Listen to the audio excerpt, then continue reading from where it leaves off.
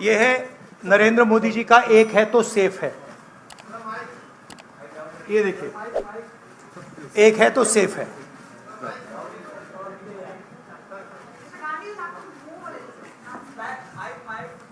ओ heavy. ये इसमें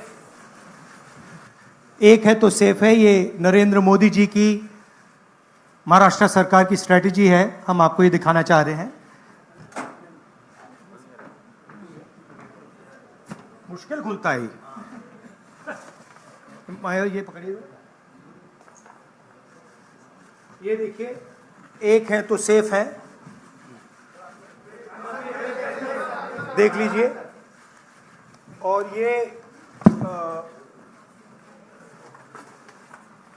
strategy का लक्ष्य है, देखिए, एक है तो सेफ है। धारावी का मैप है, ये भी दिखा दीजिए। दूसरा पोस्टर दीजिए।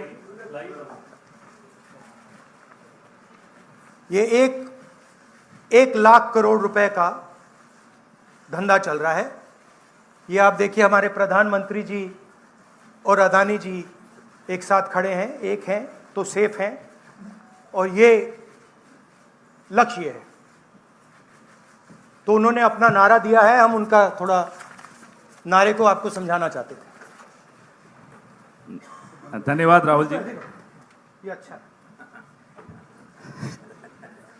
इसको पीछे रखेंगे। अच्छा, वो पोस्टर भी लगा दो साइड पर, पकड़ लो। एक इस साइड पकड़ लो। बताइए भैया। एक सेकेंड। आलोक देशपांडे, इंडियन एक्सप्रेस। राहुल जी, आप हमेशा कहते आए हैं कि महाराष्ट्र के डीएनए में कांग्रेस है। तो जब से ये इलेक्शन का मुद्दा शुरू हुआ, तब जब विकास का मुद्दा था, तो आज वो आके कटेंगे तो कटेंगे, वोट जिहाद, इन मुद्दों पे आके रुक गया है। तो क्या आपको लगता है कि इन सारी स्लोगन्स के वजह से महाराष्ट्र के डीएनए को नहीं, उनका जो स्लोगन, मेन जो स्लोगन है, एक है तो सेफ है, वो मैंने इतनी अच्छी तरह आपको दिखाया है, उसको समझाया है कि एक है तो सेफ है। एक कौन है? एक नरेंद्र मोदी जी हैं, अदानी जी हैं, अमित शाह जी हैं। सेफ है तो कौन सेफ है? अदानी जी सेफ हैं। कष्ट किसको होगा? धारावी की जनता को होगा। नुकसान किसका होगा? धारावी की जनता को होगा। जो हिंदुस्तान की स्मॉल और मीडियम इंडस्ट्रीज हैं, जिसका एक चिन्ह धारावी है, उसको एक व्यक्ति के लिए खत्म किया जा रहा है। तो लड़ाई यही है। नारा उन्होंने दिया, हमने आपको समझा दिया। इस इलेक्शन का नारा मोदी जी ने दिया है और बिल्कुल सही नारा है। एक है तो सेफ है। सवाल है, सेफ कौन है, सेफ किसका है, एक कौन है, यह सवाल है। दीपक भट्टू से लोकमत। राहुल जी, आज मार्केट में किसानों को सोयाबीन का 4,000 रुपया करीबन रेट मिल रहा है। एमएसपी है 4,830 रुपया। तो आपने कहा है कि हम लोग 7,000 रुपये देंगे अगर सत्ता पे आएंगे तो, और प्लस बोनस। तो 4,000 और 7,000 प्लस बोनस, ये जो डिफरेंस है वो कहाँ से कांग्रेस कॉम्पेंसेट करेगी? ये हमने सारे कैलकुलेशंस कर रखे हैं, हमारा एक्सपीरियंस है। हमने ऐसी ही पॉलिसीज छत्तीसगढ़ में चलाई हैं। तो financially there is no problem, this is easily feasible. We have done all the calculations. Study किया है हमने। अगर आप डिटेल्स चाहते हैं तो हमारी टीम से हम आपको पूरा फाइनेंशियल डिटेल्स, ये जो हमारी कमिटमेंट्स हैं, इसका पूरा फाइनेंशियल डिटेल हम आपको दे देंगे। कोई प्रॉब्लम नहीं है। रंजीत सिंह, ANI। अभी राहुल जी गुड मॉर्निंग। मैं रंजीत, ANI से। आप चूंकि काफ़ी केंद्रित हैं धारावी के मुद्दे को लेकर के, तो मैं सवाल करना चाहूँगा कि 2005 से धारावी में कोई डेवलपमेंट हुआ नहीं है, रीडेवलपमेंट के नाम पे अगर हम बात करें तो अब जो योजना वहाँ चल रही है, आप चूंकि कह रहे हैं कि बिलियनियर को लखपति बनाने की कोशिश है, 1 लाख करोड़ का उनका टारगेट है। तो 2005 से अब तक जो विकास नहीं हुआ है, अब अगर शुरू हुआ है, उसमें आपको कमियां नजर आती हैं, और आप सरकार आने पे बदलने की बात भी की है महाविकास आघाड़ी ने। नहीं, विकास तो नहीं हुआ सवाल नहीं है, रीडेवलपमेंट। हाँ, रीडेवलपमेंट। हाँ, तो उसके लिए अगर सरकार आपकी आती तो योजना बंद होगी, तो वो पुनर्विकास और लंबा नहीं किया जाएगा? 3 साल या 5 साल कम से कम लगेंगे, फिर एक बार शुरू होके और लेट। देखिए, हमारी पोजीशन बिल्कुल क्लियर है। ये जो ज़मीन है, जो लोग धारावी में रहते हैं उनकी ज़मीन है, वो उस पे सालों से रह रहे हैं, वहाँ पे वो काम करते हैं, स्मॉल और मीडियम बिजनेसेस का हब है। धारावी को कन्वर्ट करने में दूसरी भी इश्यूज़ हैं। मैंग्रोव्स की जो ज़मीन है वो छीनी जा रही है, यहाँ पे बाढ़ आती है, ज़्यादा आएगी, लोगों को नुकसान होगा, और पूरा का पूरा काम एक व्यक्ति की मदद करने के लिए है। That is our objection. Our objection is that it is unfair, it is being done, the entire political machinery is being twisted to help one person. We are not convinced about how the tendering process was worked out, and we are absolutely convinced that this is theft of Dharavi land and it is being handed over to one person.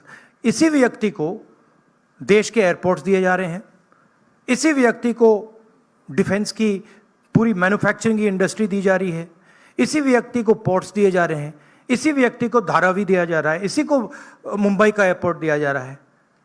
और मैंने यहां पे आपको clearly दिखाया है कि पुराना रिश्ता है प्रधानमंत्री का। तो ये अदानी जी अपने आप नहीं कर सकते हैं। Without clear support of the prime minister of India, Dharavi cannot be taken away from the people of India. तो ये हो रहा है यहां पे, और ये चुनाव का मुद्दा है, बैकग्राउंड में है, फोरग्राउंड में है। यही मुद्दा है कि महाराष्ट्र का जो धन है वो महाराष्ट्र की जनता को मिलेगा, महाराष्ट्र के लोगों को मिलेगा, या फिर एक व्यक्ति को मिलेगा। और मैंने यहां प्रोजेक्ट्स के बारे में बोला है, मेरे पास लिस्ट है जो प्रोजेक्ट्स महाराष्ट्र के थे, जो आपसे छीनकर, महाराष्ट्र के युवाओं से छीनकर दूसरे स्टेटों में गए हैं। मैं लिस्ट पढ़ना चाहूंगा, और टोटल इसकी जो वैल्यू है, महाराष्ट्र के युवाओं को मालूम होना चाहिए कि आपकी सरकार क्या कर रही है। वेदांता का फॉक्सकॉन सेमीकंडक्टर प्लांट जो था, 1 लाख युवाओं को महाराष्ट्र में रोजगार मिलता, 1.5 लाख करोड़ रुपए की इंडस्ट्री का प्रोजेक्ट था, यह आपसे छीन लिया गया है। टाटा एयरब्रश प्रोजेक्ट, 6000 युवाओं को हाईली टेक्निकल रोजगार मिलता, 1.8 लाख करोड़ रुपए का प्रोजेक्ट है, यह आपके हाथों से छीन लिया गया है। IPhone manufacturing plant, 75,000 jobs Maharashtra के युवाओं को मिलते, 2 लाख करोड़ रुपए का प्रोजेक्ट था, यह आपके हाथ से छीन लिया गया है। International finances service centre, 2 lakh युवाओं को रोजगार मिलता, 1.63 लाख करोड़ का प्रोजेक्ट है, यह आपके हाथ से छीन लिया गया है। गेल पेट्रोकेमिकल प्रोजेक्ट, 60,000 करोड़ का प्रोजेक्ट है, 20,600 युवाओं को रोजगार मिलता, यह आपसे छीन लिया गया है। बट ड्रग पार्क, 80,000 युवाओं को रोजगार मिलता, 3,000 करोड़ का प्रोजेक्ट है। सेमीकंडक्टर प्लांट्स, 90,000 करोड़ के प्रोजेक्ट्स हैं, 3 लाख युवाओं को रोजगार मिलता। टोटल 5 लाख युवाओं के जो जॉब्स हैं वो आपसे छीने गए हैं। महाराष्ट्र के युवाओं, आप इस बात को समझिए, धारावी की जमीन छीनी जा रही है। मोदी जी सामने बोल रहे हैं, एक हैं तो सेफ हैं, अदानी जी को दी जा रही है। 7 लाख करोड़ रुपए के प्रोजेक्ट्स आपसे छीने गए हैं, और 5 लाख युवाओं को रोजगार मिल सकता था, वो आपसे लिया गया है और दूसरे प्रदेशों में गया है। ये रिकॉर्ड है, ये पक्की बात है, ये हवा की बात नहीं है।